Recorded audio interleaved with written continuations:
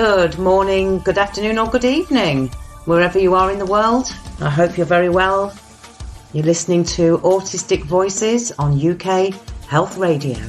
I'm Evelyn Charmer. I'm a paediatric therapist and I'm the director of EdElf Child Therapy Limited and its sister training company for therapists, the Child Hypnotherapy Institute. And I've recently been diagnosed autistic myself. So I'm very inspired to bring you a diverse and rich range of autistic voices from the community. People who are diagnosed, people who are not diagnosed, people who work alongside and collaborate with autistic families or autistic adults, people who identify as neurodivergent. Please come and join the conversation. I'd love to hear from you. You can email me at Evelyn, that's EVALYNNE, at childhypnotherapyinstitute.com or contact me via the show. Thank you for joining me with Autistic Voices on UK Health Radio.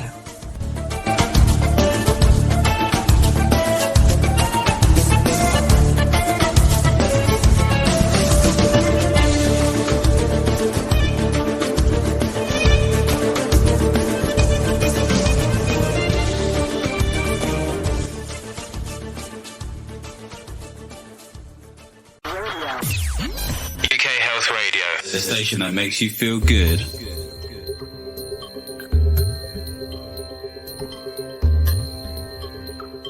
Hello, my special guest today is Vanessa Hughes, known as Nessie. And Nessie is a self-confessed crazy cat lady with a passion for pink, nature, creativity, and diversity. She's a mum, partner, singer-songwriter, teacher, dancer, actress, writer, nurse, listening ear, gardener, and chronic illness warrior, and much more. And she hopes that all of her creativeness will help her website, which is autistic-ness.com, to grow and blossom into something she wishes was available when she was first inquiring about autism. Nessie's passionate about increasing awareness and acceptance of autism as a natural and beautiful part of being human, particularly in women and girls. And she says, let's celebrate Autistic-Ness. And I love that. So welcome to the show, Nessie. Oh, thank you, Evelyn. What a build-up. What a fantastic introduction. I'm blushing already. Oh, wow. Absolutely well deserved. I mean, we'll talk about that a bit more later. So, but I always like to start my show with something we're grateful for. Many years ago, I worked with an organisation doing music workshops with children and young people called Red Zebra. They're amazing. And I'm hoping they'll come on one of the shows. But they introduced this to me that every time we had a work meeting or any time we went to start a workshop or anything they did, they always started with being grateful and aware. And I've kept that going because I just thought it was a wonderful way to start anything. Isn't it? What a lovely idea. I like that. Yes, so thank you, Red Zebra. So what I'm grateful for today is having a garden, I have to say. Yeah, and I know there are many people in the world who do not have luxury of a garden, and I realise how rich my life is for having one. And I'm a great believer in the power of nature and the outdoors. Me too. Yeah, and outdoor education and just being outside, getting my hands dirty, planting seeds, watching them grow or not grow is just wonderful. It's so healing and great for well-being. So that's what I'm grateful for today. What about yourself, Nessie?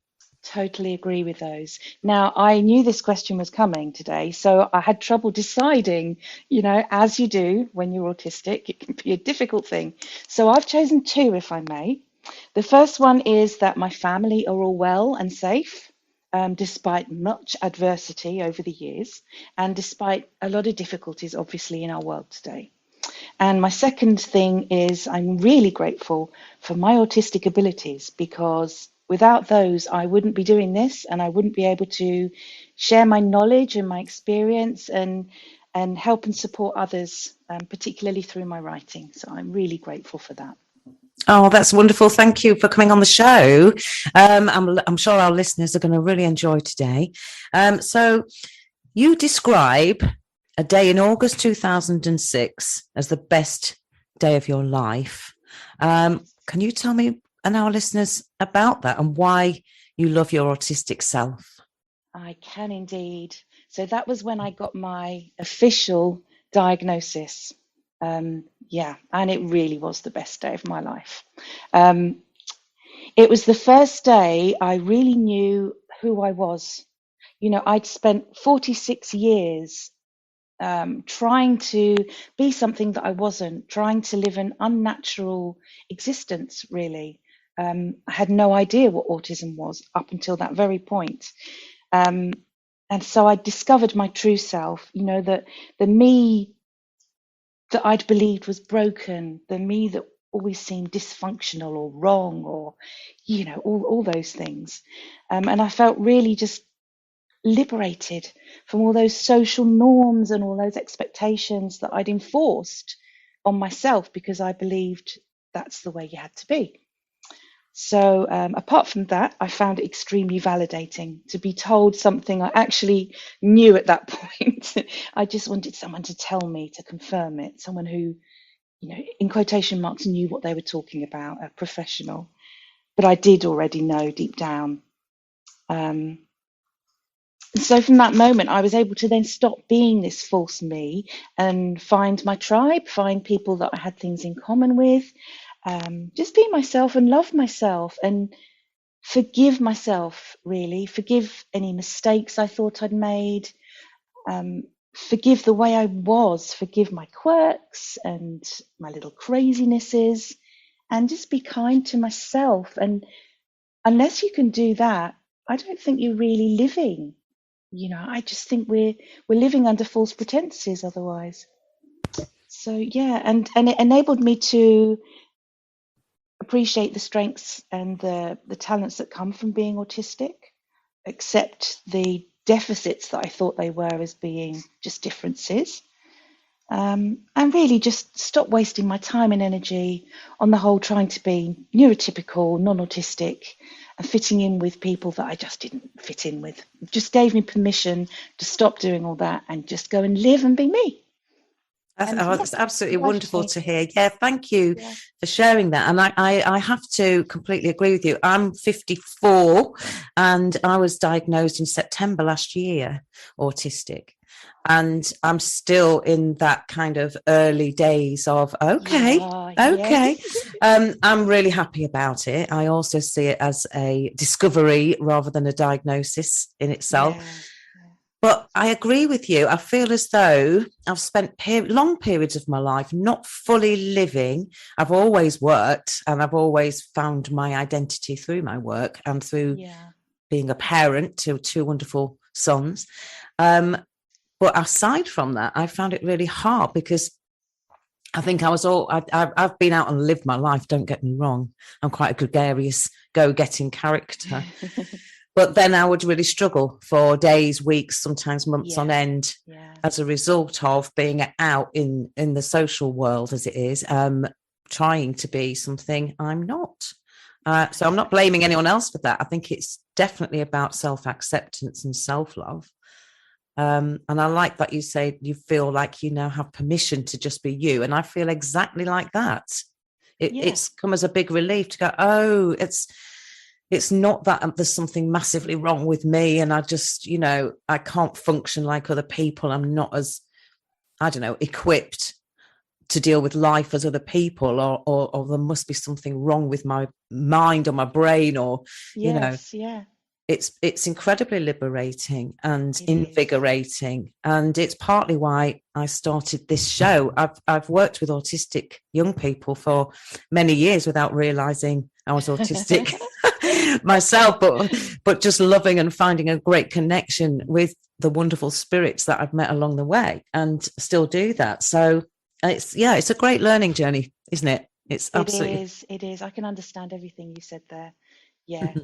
Well, you're a passionate advocate for autistic people. So what are some of the strengths that you have experienced or still experience as an autistic woman, and what are the sort of challenges? Hmm. Yeah. So I'll start with the strengths because I like to go positive. Yes. I do know, like my late dad, actually, I'm extremely loyal. And I'm so proud of that now. It wasn't something I was so proud of before, but I realize it's a very autistic trait. I'm really loyal, really honest, often too honest, um, extremely compassionate. I have a very deep intuition. I mean, my intuition, a lot of women have a kind of a sixth sense, I think, and we often don't listen to it. But I realize more and more and more how strong it is, especially when you look back in hindsight, which is always a wonderful thing, isn't it? Um, yeah, and with that goes the fact that I'm a deep thinker. I think deeply. As women, we've grown up kind of studying people, especially other women, to learn how it's done. How do I be like a real normal woman? So we've grown up being a deep thinker and a people watcher. Um, I'm very creative. That's another thing. And I've found over the years that I've been able to do anything that either I've really needed to for the family, for finances or something, or that I've really been interested in. And when I say really interested in, as you know, we autistic people do get intense about our intense interests and hobbies. And yeah, I look back on those and think, wow, that's so autistic. That was so autistic. Um, what else? Find out I'm very good at advocating for others. Not so much myself in the past, better now. But I began life as a nurse. That was my initial career. And I was always a bit known by the top consultants for being the one that might speak up a bit too much, or for the patient, I mean, not for myself. So I have always been keen on advocating for other people. And I do that now as well, not just for autism and neurodiversity, but for disabilities and various things. And my brother once said to me, Ness, you always looked out for the underdog like our father did. And I thought about it and I thought, I do. I've always been I've always been like that. I can't bear people being bullied or punished or ill treated in any way, or being accused of being dishonest, anything like that. And I've always been sort of drawn to those people more than the confident ones who have it all and don't really have much to say about a lot of things, if that's making sense. It is making a lot of sense. Is And it? yeah, Yeah. before you get into talking about the challenges, a bit Yeah. later on, after we've listened to some of your lovely music, actually, I'd like to go back to some of those strengths, because one of the reasons for doing the show is to bust some myths and misconceptions. Yeah. Let's do that. Let's Yes. do that. And you've already mentioned a few things that I want to cover, and some of those things are that you are compassionate and intuitive and a deep thinker. And I think there's a lot of misconception that us autistic people in general are devoid of emotion and unable to feel for others and feel empathy. And Yeah. actually, I find that, yes, there are some people, and there are some non-autistic people who Exactly. are really kind of narcissistic and not able to empathize. But in the main, most of the autistic people I come into contact with and have done over the past 7 years are really creative, very compassionate, deeply sensitive, almost overthinkers who Yeah. need to actually spend lots of time sort of decombobulating, is that a word, from It's a good one if it isn't. I like that. from the anxiety that they can experience from Yeah. actually feeling a real depth to their feeling for Mm. other people, and their empathy, and a lack of injustice, and really, Oh, yeah, that's a strong one. Really yeah. strong. So we'll come Yeah. back to that later. So talking about challenges then, what's your experience now, and what's it been? Well, I was going to say, actually, one of my negatives that I think is negative in a way is that I'm too empathetic, too compassionate, and I find it very painful. I know you were going to talk about it later, but I'll bring it up now anyway. Yeah, I have so much empathy. I can cry at the drop of a hat. I can cry at people's weddings I've never met before. But I just feel so much. I feel things. I may not be able to read people's faces very well, but I certainly feel and sense those emotions. And they hurt a lot of the time. They're actually physically painful sometimes. And that can be a negative for my own health, my own mental and physical health. And it's something I've had to learn tactics to block a little bit somehow. It can be difficult. But aside from that, I'm rubbish at maths. I'm really rubbish at maths, and I can say it now. Okay, I'm good at these things, but I'm really rubbish at maths. I'm a bit too much of a perfectionist. I know saying I'm a bit of a perfectionist, you can't really say that, can you? But I am, because there are perfectionists who are more perfectionistic than I am. But I am pretty perfectionist, definitely. I'm quite intolerant of a lot of people. Generally, your average, I don't know. I don't even know if it's non-autistic people or what. There's a lot of people I'm quite intolerant of because they just don't have any humility or all those other things I talked about, honesty and all that kind of stuff. I'm not tolerant of that. I try, but I'm not very good at it. I'm stubborn and fiercely independent, as anybody around me will tell you. And what else, really? I mean, there are just the challenges of being autistic, the anxiety, the flexibility issues, the kind of general challenges. They're very sort of general autistic people's challenges. UK Health Radio, the station that makes you feel good.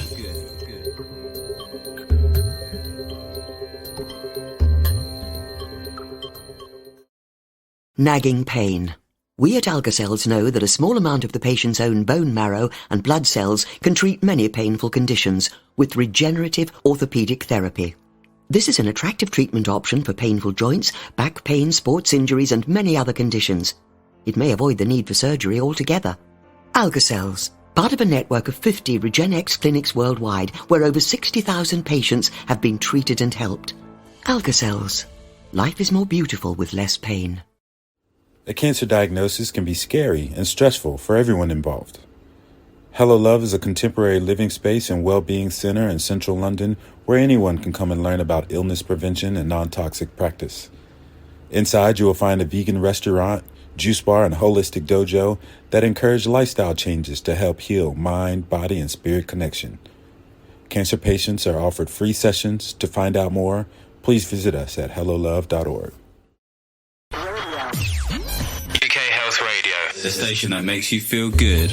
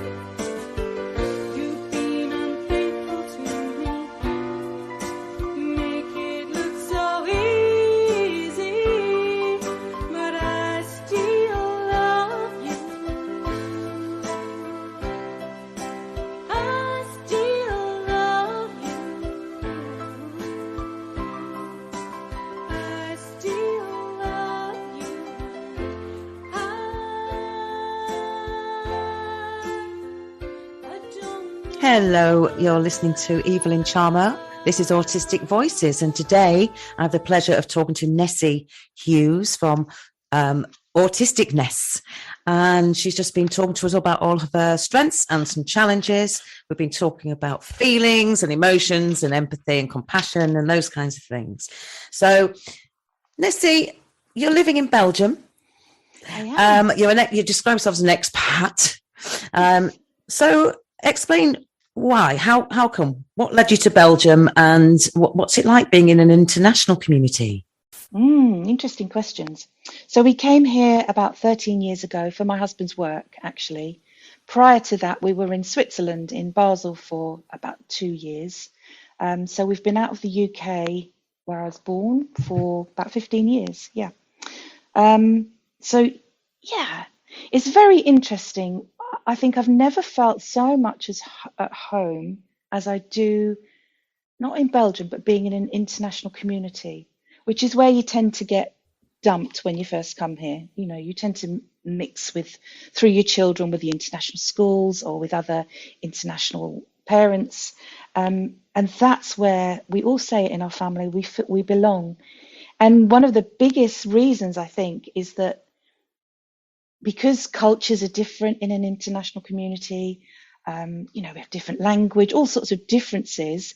So autism being another difference just blends in really naturally. It's just okay. And if I do something really quirky or I make a faux pas, people are just going to think, it's because she's British, or, oh no, it's just, she's international. It's one of those foreigners. I can get away with all sorts of things. And we just feel much more part of a community.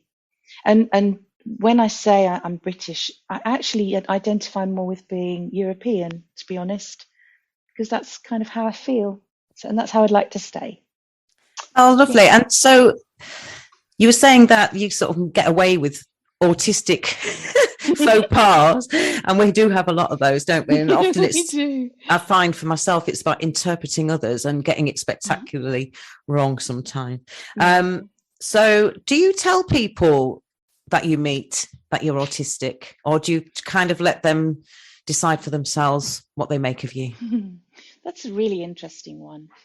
When I was first diagnosed, I literally wanted to skip round going, I'm autistic, I'm an Aspie. Well, it's a really proud badge. I'm an Aspie. Yes. And I'm really proud to be an Aspie. Yeah, absolutely. For other people, it's not. It's not a positive thing, but for me and many, it is. Yeah, well, because these days I tend to really mix more with far more neurodivergent people than I ever did. It's if they haven't noticed already, then yeah, it will always come out. It will come out very quickly. But regarding people I used to know, and even a lot of family members, I don't even talk about it. I don't hide it. And they have seen things like my website recently and stories I've written or whatever on Medium, but don't talk about it with them because they're just not quite on the same wavelength, should we say. But I don't hide it. That's the important thing. I never hide it. And all the friends that I do have around me now are very accepting. And even when I first told people, which was, that's a difficult thing. When I first told people, there was an awful lot of, oh, really? Are you sure? Or, but you don't look autistic. But it must be really mild. It's not severe, and all those things, which, as you know and I know, are really insulting. But they come from a good place. They come from the person not knowing, not understanding, and wanting to put you or put me at ease. But I found those quite hard to deal with. So I took it as a learning opportunity. So several friends will tell you they've been gradually drip-fed information about autism, especially in women, for which they're really grateful. But it was quite subtle. And every now and then they say to me, yeah, I realise, Nessie, you've actually taught me a lot, haven't you? And I'm really sorry I said those things at the beginning. And it's okay, because I think I might have said them myself to other people. So yeah, and you've hit the nail on the head with the very core reason why I'm doing what I'm doing with the show, is because there are so many different, for every autistic person, there's an individual And Yes. there might be some commonalities and there might be some common themes or challenges and there might be some common strengths. But for most people that I've met, in fact, all of them, everyone's completely different. And I do think it's about education. And I think the best way to educate people is to get these voices heard. Yes. And to listen to us, to listen to people, because Yeah. your experience is different to my experience and my experience is different Yeah. to the next guest's experience and so on. So Exactly.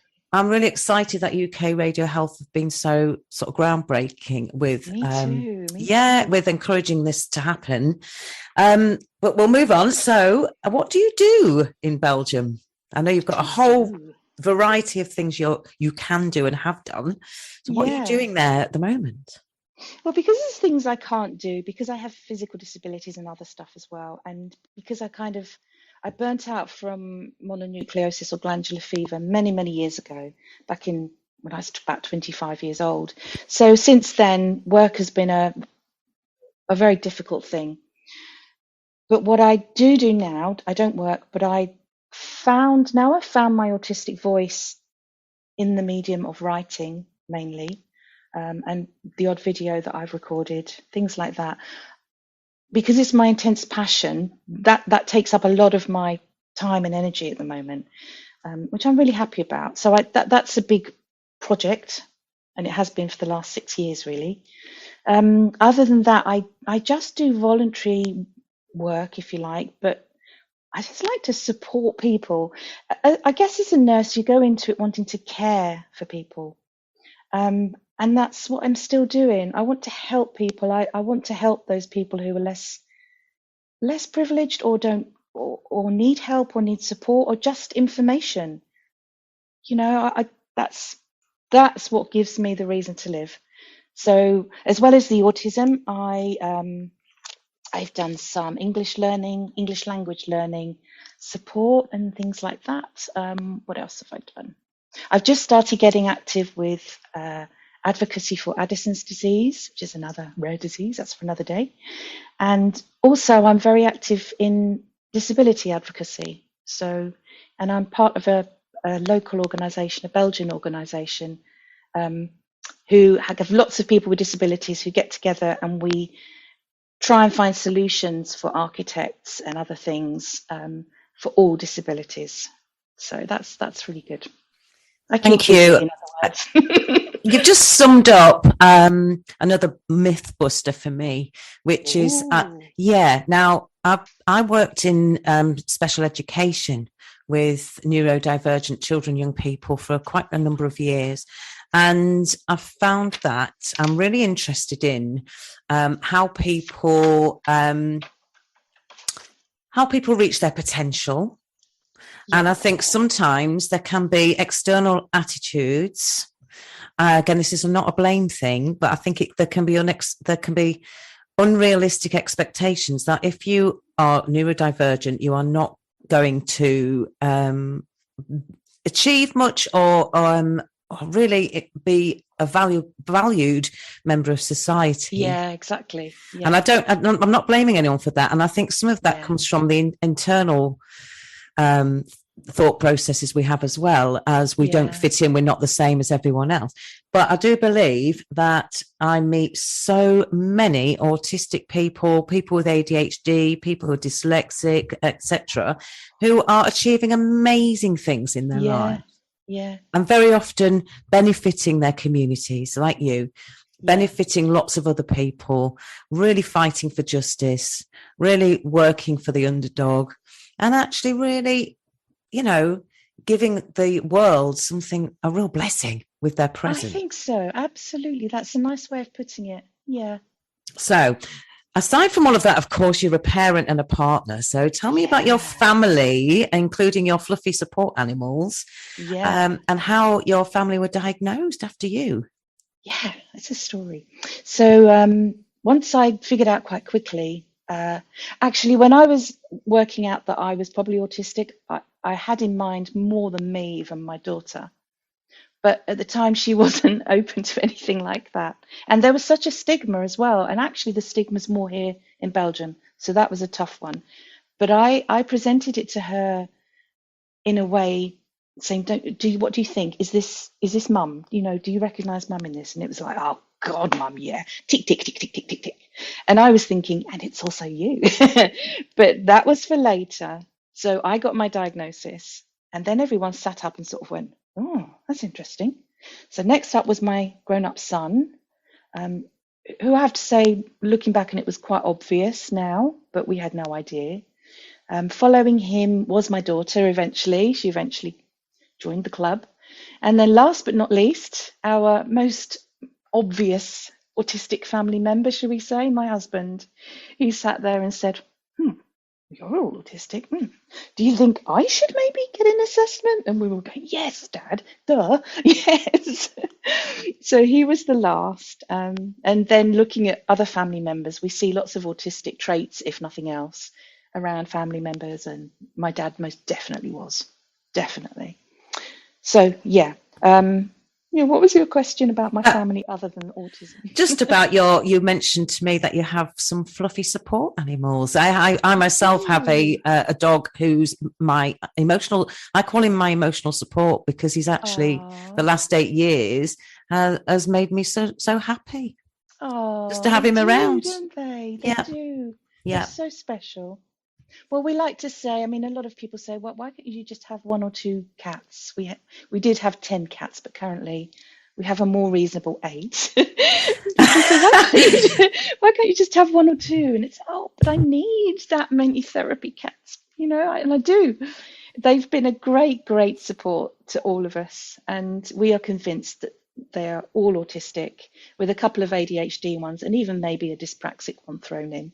And they maybe are as neurodiverse as you can get. With eight cats, you've probably got like 2 each. That's very reasonable. Yes, fair enough. Yeah, absolutely. Yeah.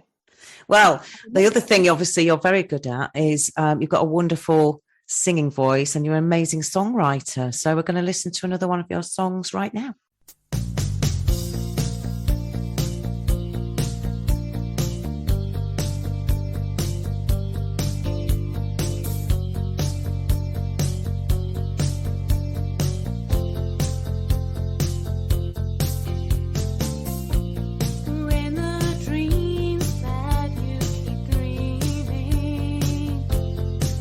Keep on going round in your head, and you just can't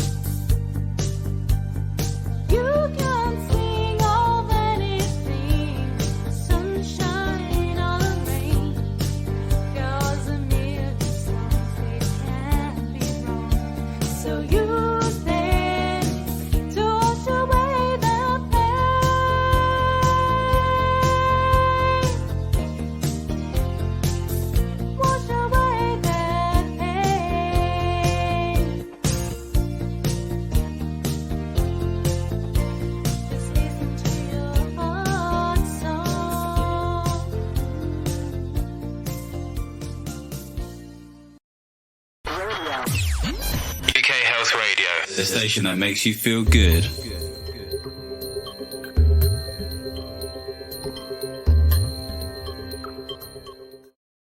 Nagging pain.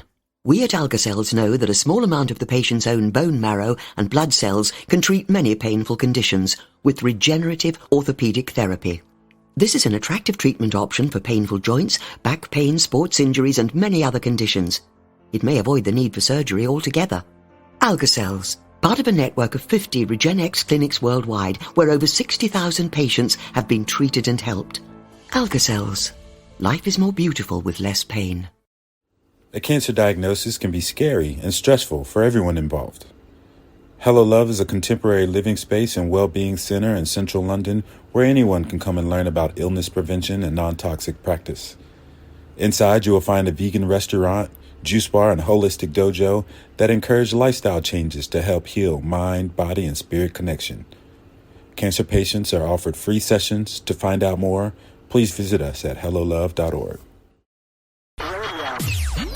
UK Health Radio, the station that makes you feel good.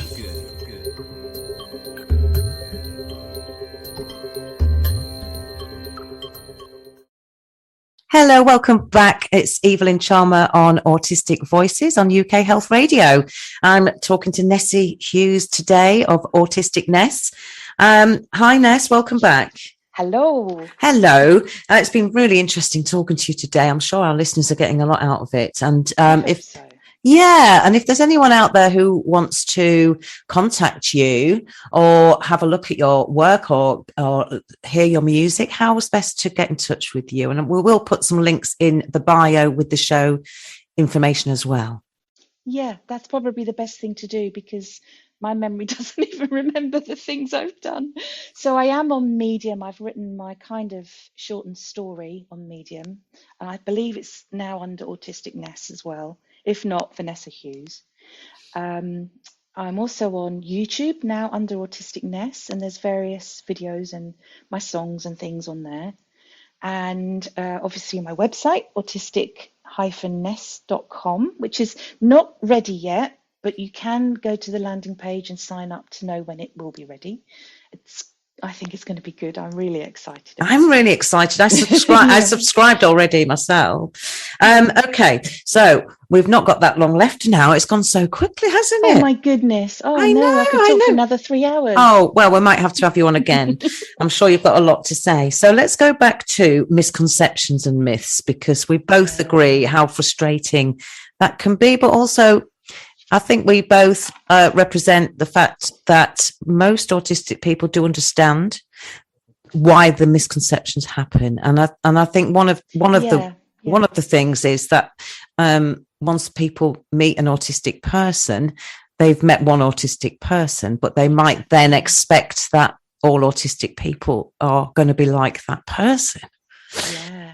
And we talked about earlier about the misconception that we are impervious to emotion or not able to empathize.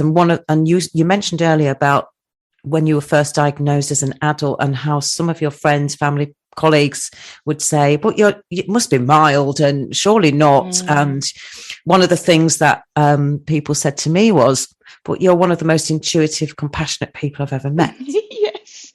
I had that too. I had exactly those words, Evelyn. Yeah. Yeah. And I was thinking, so what? So, for one thing is, do you know what? I think spending 50 odd years not knowing I was autistic and masking and mimicking and watching people and really studying people has made me a fantastic therapist. And it's really heightened my intuition about people. I bet it has. I can imagine that very much. Yeah. And I think when you can't read, well, not read, but when you find it more difficult to read people's intentions through facial expression, things like that, you learn to read other things and pick up on other. That's what it is, isn't it? I think it's like if non-verbal your cues. Sight's not good or something, you might make up for it with other senses. Yeah, heightened senses. So, and that sort of sense of injustice. I remember bawling my eyes out as a child Black Beauty. That I mean, Oh, our younger listeners yeah. won't remember, but some of our middle-aged ones will. And anything to do with animals, or to do with trees, or to do with nature. Lassie and Yeah. yeah. And now it's children. And like you, I worked in child protection for a few years alongside social workers, and I had to really learn how to switch that kind of emotive response off. Yeah. So what other misconceptions annoy you the most? And I'm sure there are many. Oh, there are many. They'd be on my website, that is for sure. Yes. So, I mean, there's the initial Rain Man, misconception, isn't there?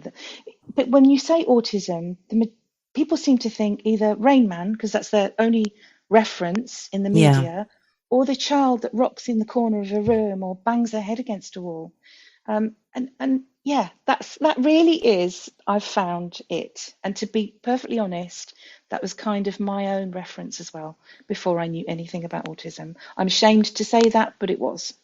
So I mean, I can understand that, but the only things out in the mainstream media were Rain Man or someone's lived experience of seeing a child in distress like that. So I just think people didn't have the points of reference that we're getting now. I'm really pleased that it's becoming a lot more mainstream understanding of autism. So that's definitely one we need to really pack away and get rid of.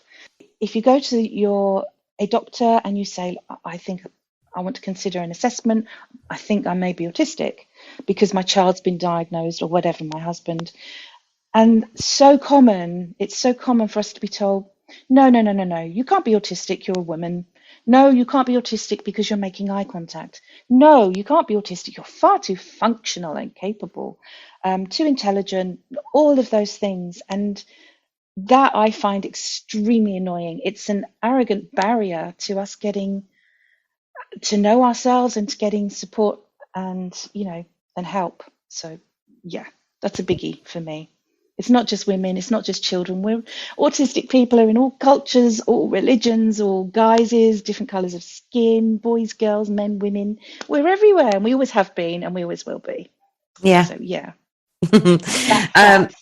And what advice would you have to neurotypical people wanting to better understand neurodivergent people?